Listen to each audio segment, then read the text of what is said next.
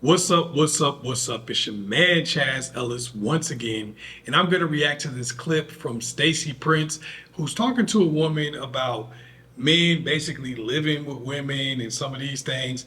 And he got a really interesting take I want y'all to check out. Then y'all talk about these women that take in these men and let these men live off of them, and they I take pr- care I of them. promote that. I promote that. I promote that. Those are where the good men Sorry are. men. The men who are down on their luck. No, they're not sorry. How is it that men who are down on their luck, whom the world has, been too rough on them, how is it that those are sorry men and ray rays, but women who have to get on food stamps and stuff like that, she's just doing the They, best she can. no, You some see of how them sorry. hypocritical you guys are? Some of them sorry too, just like some of them men that move in with women. Sorry, I say it all the time. How is a man who needs to move in with a woman sorry? How? They starting off like that. Now, if they live together and he just so happen to be No, with no, another woman no. like that, You that's guys different. start off on welfare and end up having to use drug dealers in order to I supplement. know some sorry women.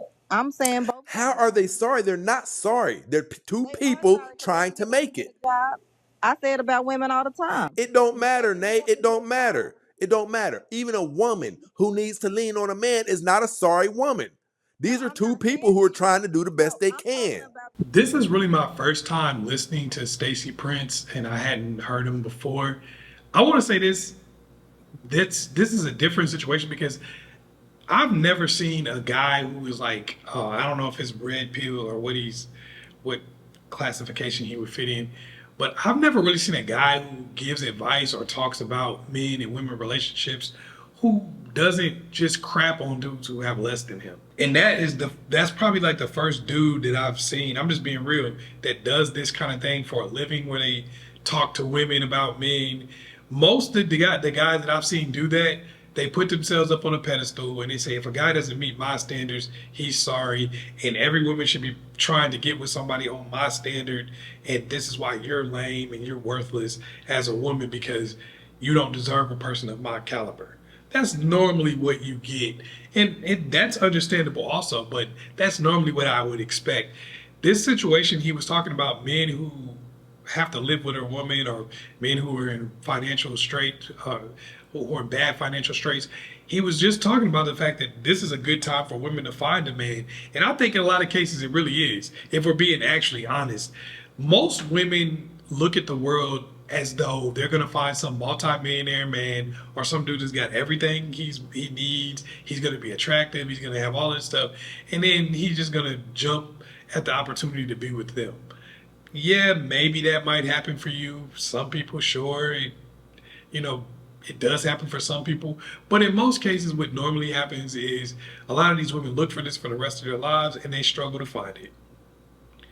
Even some women who are doing well enough financially that they can float them in a guy, they don't try to do that because they don't want to look like they're with a sorry man or Pookie or Ray Ray, like he was saying. They want to be with somebody who's already got it together financially. A lot of times just to impress other people, a lot of times for validation from their friends, because what someone has doesn't dictate who they are. And this is for men and women. And I like the fact that he made that clarification there, that he said it's not it's the same way with women. They're two people who need to lean on each other. That's what relationships used to be. I know some of y'all believe that it was a thing where, the man already has millions of dollars and the women just came and they didn't do anything. That's not what it was. A lot of y'all need to talk to your grandparents. Some of your grandparents are 30, 40 years old, so you can't really talk to them about what was going on in the 1950s and 60s. But my grandmother was born in the 20s. She's no longer with us, but she be over 100 years old now. So, yeah, my girl, she was born in the 20s. And really, her birth certificate was messed up, so some people think she was born in the 18, but that's neither here nor there. She was born a long ass time ago, right? And growing up, my grandma was already a quote unquote old woman when I was born.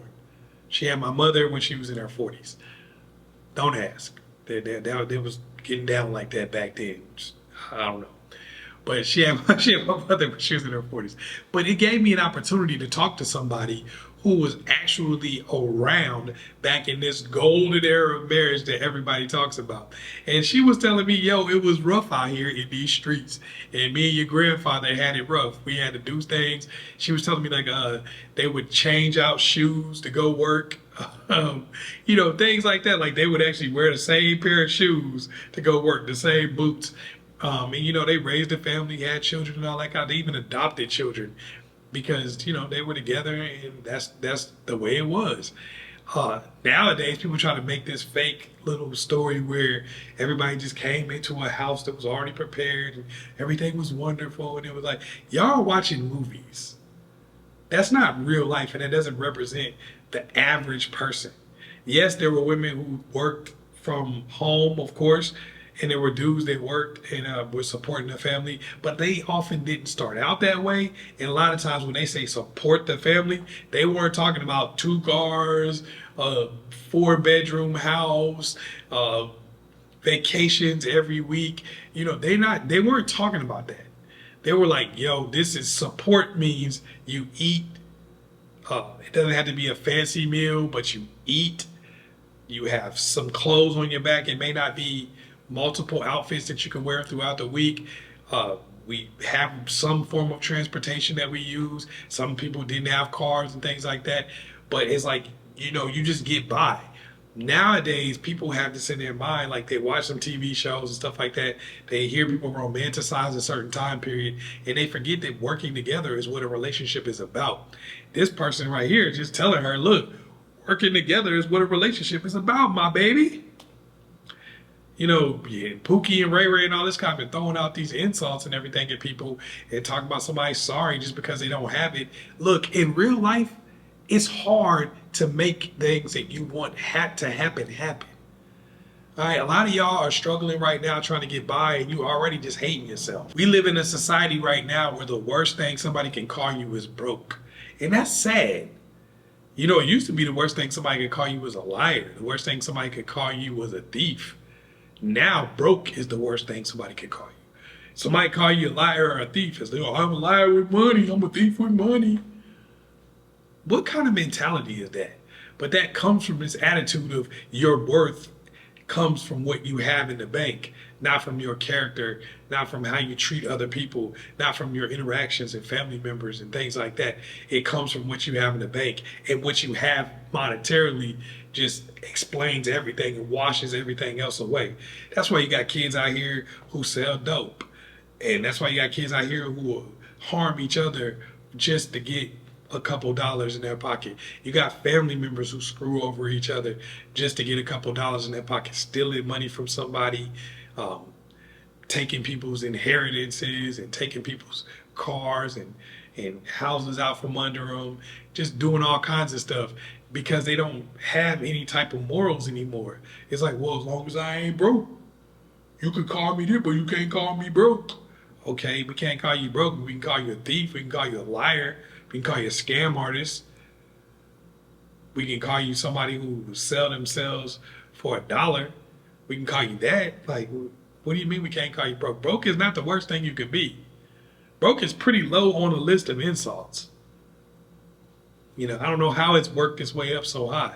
So I like the fact that he addressed that just because somebody's down on the luck, it doesn't make them a bad person. It doesn't make them undateable. It doesn't make them worthless. I know some of y'all disagree with this. I know some people going to get on their high horse because it's the internet. And you're going to be like, oh, well, I got 7 streams of income and I make $1 million. We know it's the internet. Of course you do. But in the real world, people struggle and they have to get up. And sometimes when y'all meet each other in y'all struggle, that's when you can actually build strong relationships.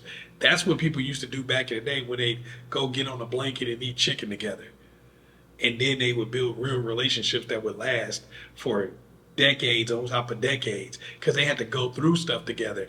And sometimes just having it harder in the beginning of your relationship helps you go through things together. You're not just getting in a relationship because it's going to make it easier for you. Y'all are going to go through struggles together, and y'all are going to build a strong family and build that unit to where y'all believe in each other, y'all hold on to each other. But because the parents now are so quick to throw each other away in a hard time, the kids throw each other away too. the cousins, the aunts, the uncles, everybody is like, well, you know what? It's a hard time. I don't got time for this. And, you know, unfortunately, we're all infected by that in some way or another. So it was actually kind of refreshing to hear somebody talking about stuff in a way that was a little different than what you normally hear. He wasn't really sticking his chest out, oh, I'm rich and I got everything and I've always been on point, and, you know, anybody who does that is a loser. That's what you normally hear. So that was a little different.